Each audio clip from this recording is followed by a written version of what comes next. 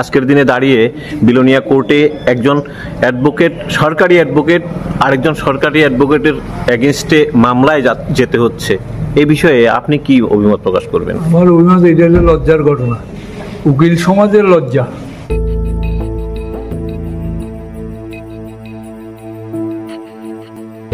Sir, আপনি বিলোনিয়া কোর্টে দীর্ঘ বছর যাবৎ মানে অ্যাডভোকেট, বিশিষ্ট আইনজীবী হিসেবে পেশাগতভাবে দায়িত্বে রয়েছেন।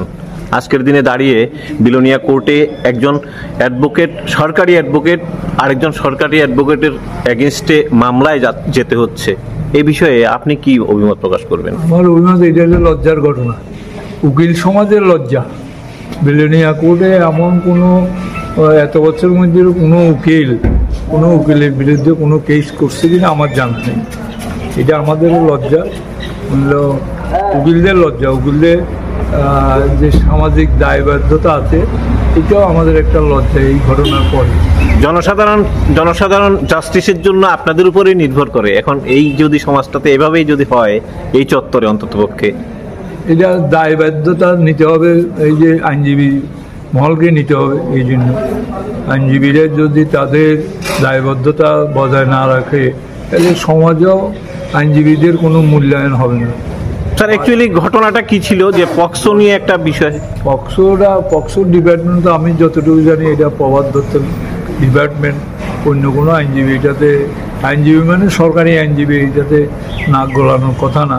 যাই হোক, আমি শুনেছি এরকম একটা ঘটনা হয়েছে প্রভাতবাবুর ছেলের সঙ্গে, পক্সো কেস নিয়ে। প্রভাতবাবু ছেলেও অ্যাডভোকেট, সরকারি আইনজীবী, সে জুবিনিয়াল করে স্ট্যান্ডিং কাউন্সিল আছে বিবিএ, সেও ওনার কাছে আমি যতটুকু শুনেছি বারে এসে ওনাকে এবং ওনার বাবার সম্বন্ধে ওনার সরকারি আইনজীবী মনে হয় সে বিষয়ে কিছু বাজে মন্তব্য করছেন। এই জন্য ও একটু সরকারি আইনজীবীর কাছে হয়তো কবির চাইতে গেছিল, এর মধ্যে দুজনের মধ্যে মনে কথা কাটাকাটি হয়েছে। এরপরে শুনেছি এটা কেস হয়েছে, এতটুকু জানি। শুভস্বরূপ দত্তের মা একটা কেস দিয়েছে পিবির বিরুদ্ধে, আবার পিবিও শুভস্বরূপের বিরুদ্ধে একটা কেস দিয়েছে। একটা কেস রেজিস্ট্রি হয়েছে জানি, আরেকটা কেস এখনো রেজিস্ট্রি হয়নি। এতটুকু আছে, যেহেতু এটা এখন বিচারাধীন, কি হয় দেখা যাক। তা এক্ষেত্রে স্যার, মানে এজাহারের ক্ষেত্রে যে দুটো অভিযোগ রয়েছে সেখানটায় কোথাও যেন একটু ডিফারেন্ট, সেটা পুলিশ ইনভেস্টিগেশন করে বের করবে, এটা আমাদের বের করার কোনো কথা নয়। আমরা দেখেছি আমাদের বারের মধ্যে একটা পিটিশন আছে, আর একটা কোর্টে যে পিটিশনটা থানার থেকে এসছে ওইটার মধ্যে কিছু কিছু ক্ষেত্রে ডিফার করছে বিষয়গুলো। কি চাইছেন আপনারা এখন এটা সমাধান? চাই নিজেরা বসে এটা শেষ করে নেওয়া উচিত, যেহেতু আমাদেরও সমাজে মান সম্মান আছে। এগুলো নিয়ে আর যদি আইনজীবীদের মধ্যে এই সমস্ত ঘটনা হয় তাইলে কিন্তু এটা খুব লজ্জাজনক, আইনজীবীদের খুব লজ্জাজনক। এই জন্য আমাদের মাথা কাটা যাচ্ছে লজ্জা।